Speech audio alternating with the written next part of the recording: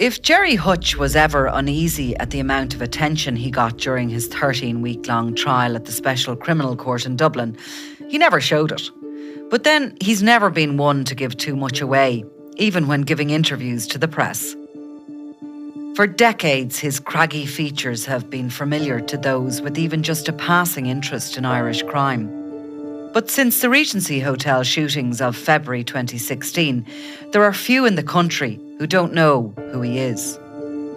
The face is a little more lined, and gone is the once close-cropped jet black hair. Instead, it now curls in silver waves down to the top of his shirt collar.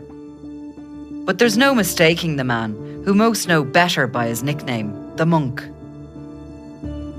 By rights, he should have disappeared from the general public's gaze by now. A once notorious criminal figure, he began his nefarious career as a youngster in Dublin's north inner city, breaking into cars and jumping over bank tellers' desks to rob fistfuls of cash. To this day, he is suspected of carrying out two of the biggest bank heists in Irish history. But since being released from jail in 1985, he has consistently insisted that his business was in property and not crime. Whatever way he made a living, the 59-year-old had stepped back and was spending much of his time down in the Canary Islands with his wife Patricia. It was a well-earned retirement of sorts, flying between his home in the plush suburb of Clontarf on Dublin's north side, where he would visit with his 4 children and their kids, and a holiday home on his beloved Lanzarote. But instead of enjoying relaxing days in the winter sun, he has spent the last couple of years in prison, a place he swore he would never return to, waiting to be tried for the murder of David Byrne. This is the story of Gerry the Monk Hutch, from his early days as a young hoodlum through to his astonishing acquittal in the Special Criminal Court. How did this quiet-spoken man from the north inner city become one of the most notorious figures in Irish criminal history? How did he end up on trial for murder, and why did he walk free? It's a story about blood bonds, bitter feuds, and shocking betrayal. It's a story about the changing face of Dublin and about the pursuit of justice in the courts and on the streets. The Monk is a 4-part Crime World long read, produced by Ian Mullaney and read by me, Nicola Tallant. This episode uses archive material from RTE. Part 2. Education of a Criminal.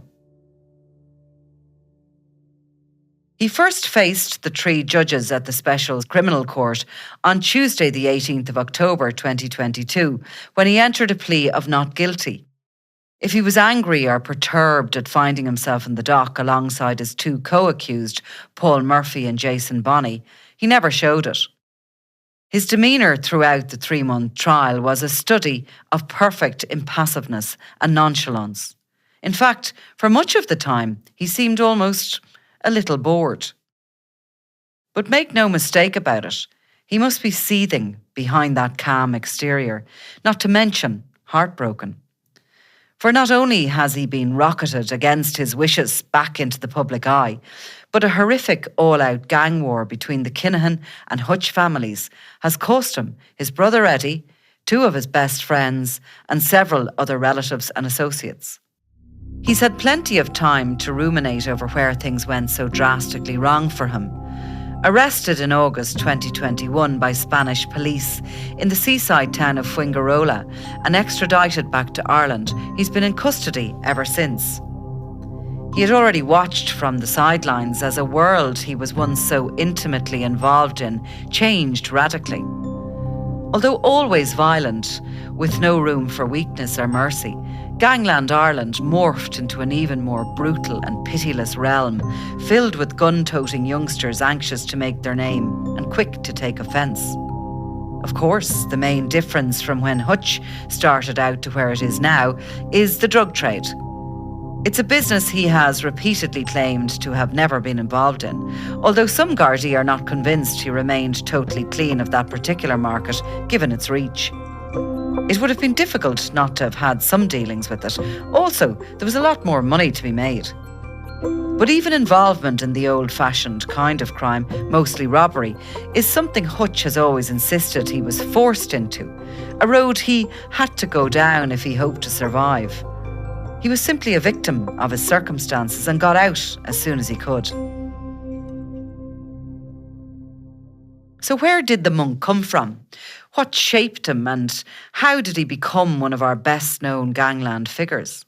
And after living for so many years in comfort and freedom, how did he end up in front of those 3 judges at the Special Criminal Court? There's certainly no doubt he experienced extreme poverty growing up. The youngest of 8 children, his dad Patrick Masher Hutch worked as a docker while his mother Julia looked after the family. For years they lived in the notorious corporation buildings, packed blocks of social housing flats on Corporation Street in Dublin's north inner city. For those interested in having a look, the road has since been renamed James Joyce Street, but the flats are no longer there. They were pulled down in the early 1970s. When Hutch was 7 years old, his family moved to Summerhill, not far from their original home. By this stage, he was probably already involved in petty crime, a result of there being nothing around when he was a boy. "I mean, first up, best dressed," he said during an RTE television interview in 2008. "Yeah, I had no choice. You had to get into crime to feed yourself, never mind dress yourself."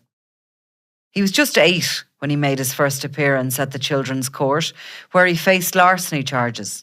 He would later claim his first conviction was for stealing a bottle of red lemonade.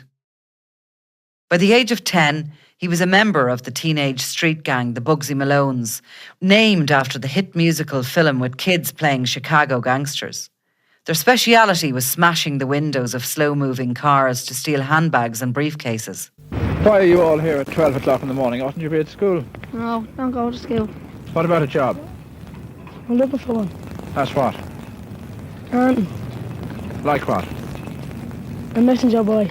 It's believed he racked up more than 30 convictions as a teenager for burglary, for assault, larceny, car theft, joyriding and malicious damage.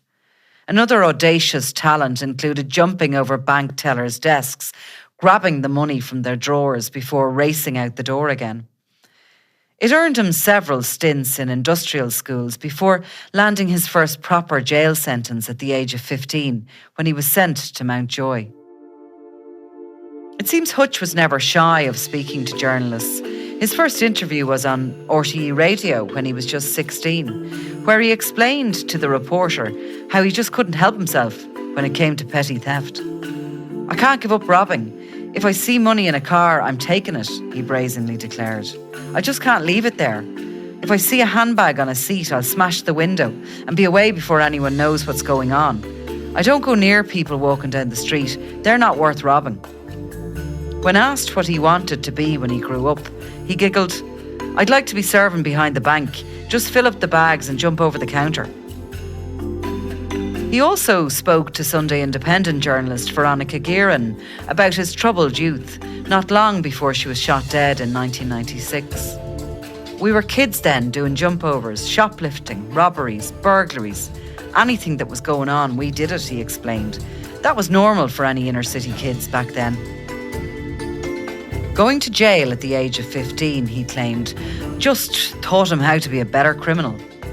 "I'll agree I done wrong, but I think the severity of being put into Mountjoy prison at that age, it was like going to college for criminals," he told RTE. It's also thought that he was christened the monk during that first jail stretch, on account of him being so quiet and disciplined. 5 years later, he was back in Mountjoy, where he served another 2-year sentence for malicious damage. By the time he was released in 1985, when he was still just 22, he was done with prison and swore never to return. Hutch used some of his time in jail wisely, for instance, teaching himself to read and to write. It's also suspected that on his release, he'd made the decision to turn his attention from petty crime to far more ambitious projects. The risks might have been bigger, but the rewards were enormous. He's been described as methodical, fearless, cunning and ruthless. Perfect traits for daring crimes. He also claims to have always steered clear of either using or selling drugs, after watching his community and those around it fall prey to the scourge of heroin in the late 1970s and throughout the 1980s.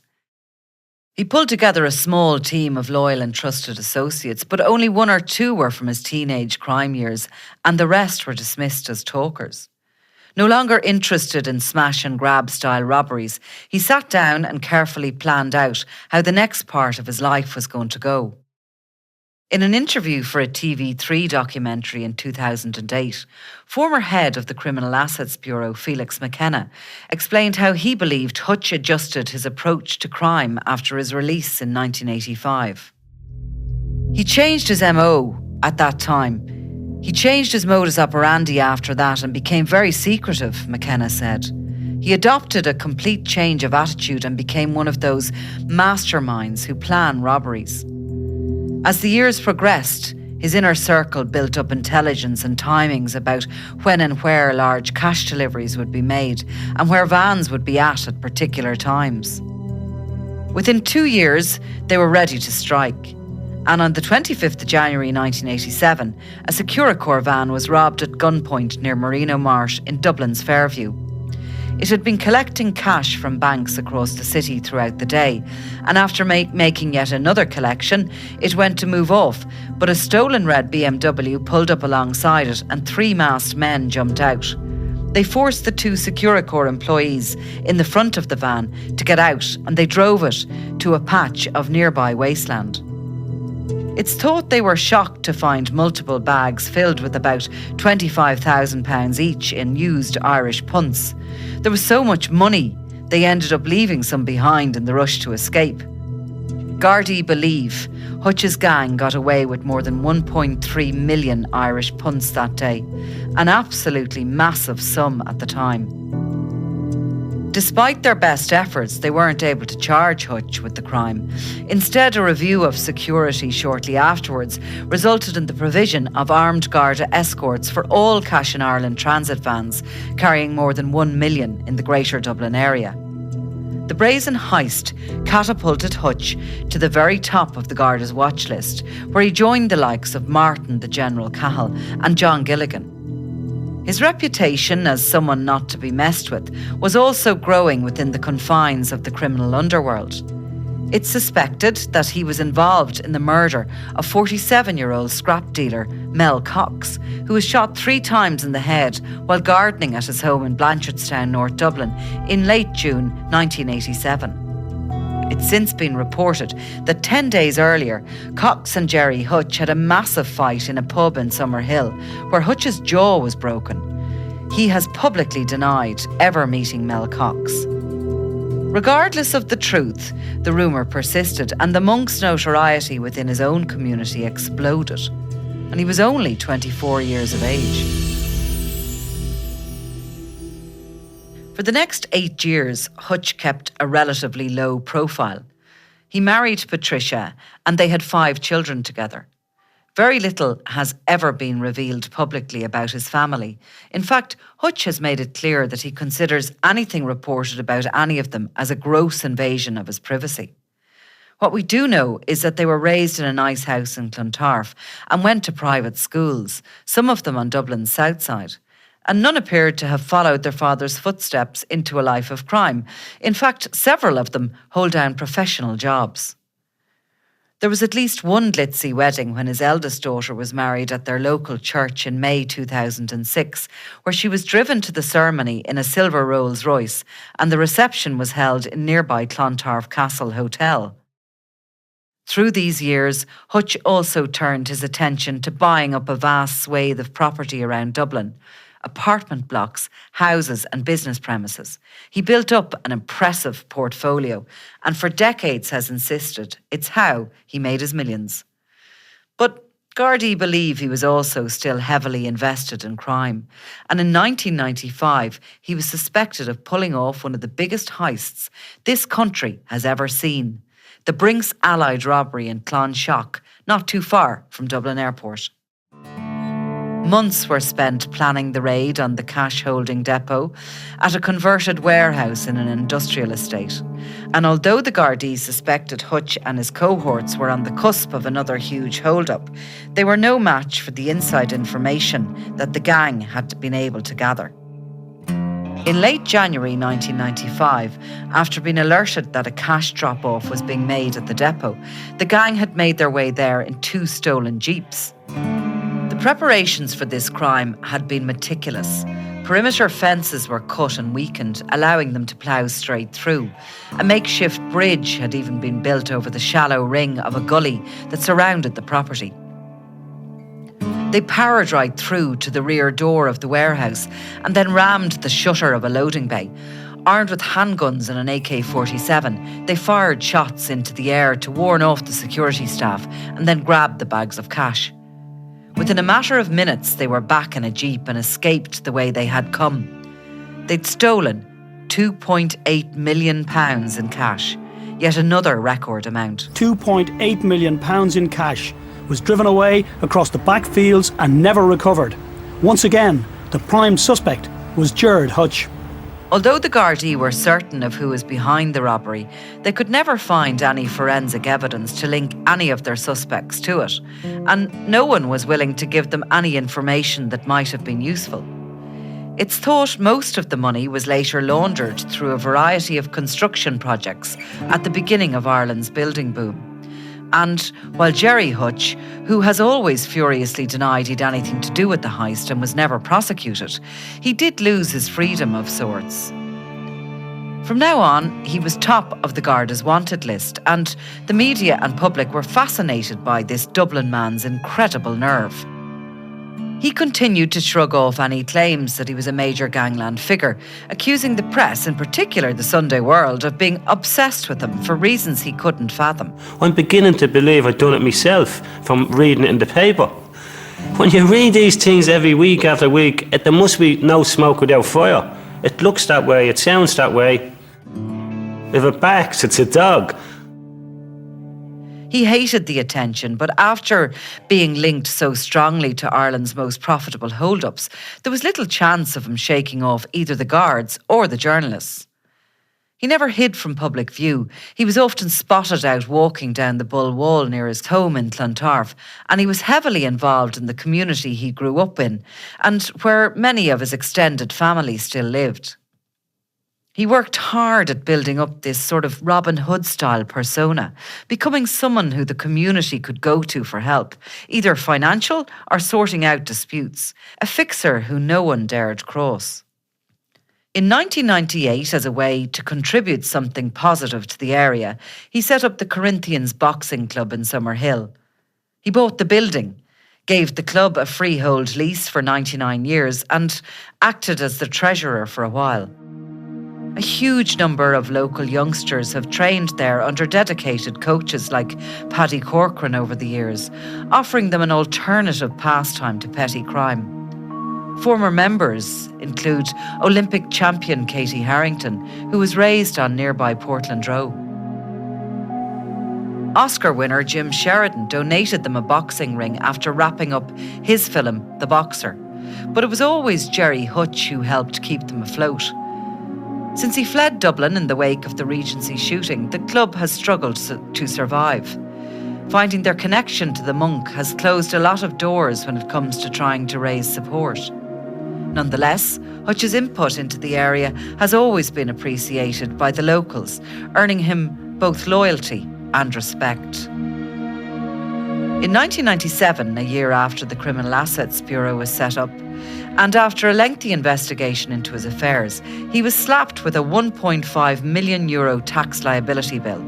He finally paid it in 2000, $500,000 of which he gave to them in cash. In the action that the Criminal Assets Bureau took against Gerry Hutch, This is Felix McKenna, who is the bureau chief at the Criminal Assets Bureau. I give evidence about his organisation in the High Court in regards to the revenue applications that we made.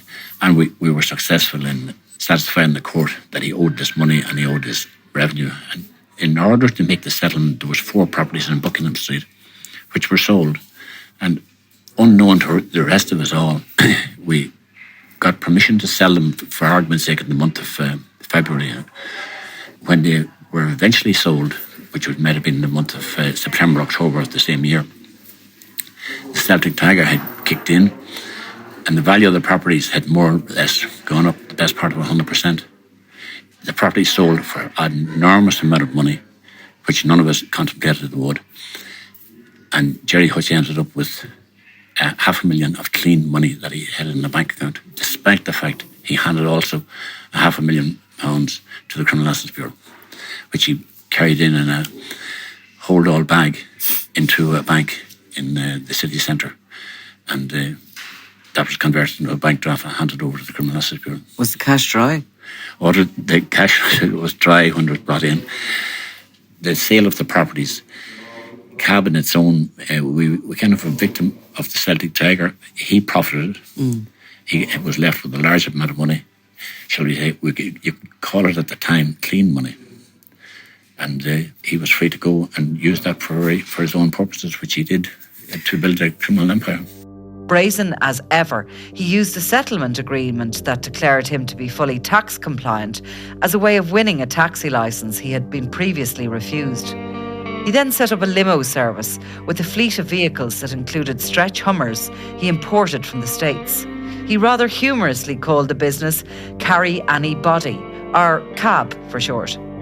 And while he might have claimed to hate the limelight, he threw himself into chauffeuring celebrity clients like Mike Tyson and boxing promoter Joe Egan, posing alongside them, wearing a peaked black driver's cap and matching suit. So he kind of created an illusion that this was a major criminal who was now going straight, completely straight. And look at me, I'm in here supporting the local boxing club. I'm also running a successful limousine service with beautiful cars. I will drive you anywhere. However, he came from a world, and he was at an age, and he came up to a life of crime, purely on crime. They have an unusual way of thinking that we're in this for the latter end and for the end. I never believed that he would go, that the underworld would allow him leave and go and live cleanly as the normal citizen. That's the simplest way of describing him, because he was so ingrained into the underworld itself, and it's a murky side of society. It's possible by this time he had indeed retired from a life of crime, but interest in him did not wane, and rather surprisingly, for a man who insisted the media were to blame for his reputation, he agreed to do an interview with RTÉ's Primetime. It was an extraordinary performance where he claimed to have done his last criminal act at the age of 20, for which he served 2 years in jail. And the only thing he was guilty of in the intervening years was being ignorant of tax laws, which led to the Cab settlement. He also said he got his start in the property business because of a lump sum of money he received from a compensation claim. And he again blamed the Sunday World for creating this myth that he was a major crime lord. If the Sunday World particularly, if they're writing about incidents that's happening for the last 10, 15 years, no matter who is shot in Dublin, or who does a robbery, or who is doing drugs, they throw my photograph in right beside them all the time. They make it out that Gerry Hutch, the boss of crime, and if they put me in with a photograph with people who was shot and they're saying I'm the boss of crime, it makes me look like that I'm the leader of this pack and all that type of stuff, which is totally untrue. Perhaps the biggest insight into the real Gerry Hutch came from retired Detective Inspector Brian Sherry, who investigated the Clonshock robbery. He would talk the hind legs off you about anything else that you wanted to talk about, but ask him anything in relation to the robbery, he knew nothing, and on the advice of a solicitor, he had nothing to say. There was another revealing moment at the very end. After yet again insisting he was merely an innocent businessman, he shared how he too had been a victim of crime. "My house has been broken into twice," he declared. The interviewer asked him what had been stolen. With just a hint of a smile, Hutch replied, "I called the ambulance for them." There have been no more interviews since. And as new gangs, Mr. Biggs and drug wars sprung up around the country over the next decade or so, Hutch took the opportunity to recede into the background and start settling into proper retirement. And it almost happened for him. He was on the cusp of being one of the few crime lords to make it out fully intact. But in 2016, his time in the sun was rudely interrupted, and he was forced to return to the world he thought he'd left behind for good.